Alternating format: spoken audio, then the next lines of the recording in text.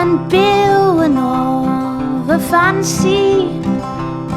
Mi fi'n bugeli ar gwenith gwyn ac arall yn aeddfedu.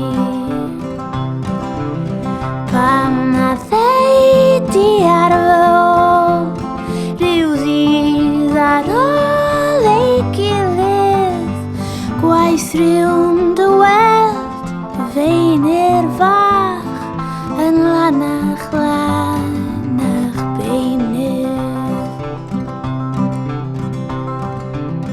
Codau sedd yw gyda'r wawr gan frysion fawr fy llydded, fel cawn gysan i ôl dy droed ar hyd y coed wrth gerdded.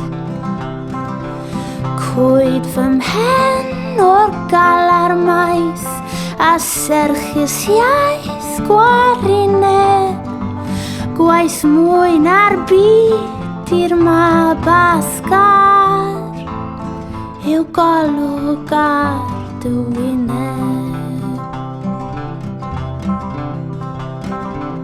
Tra bod dŵr y môr yn hallt a thrab o'n wallt yn tyfu, a thrab o hiraeth dan fy mron, mi fyddai'n ffyddlon i ti.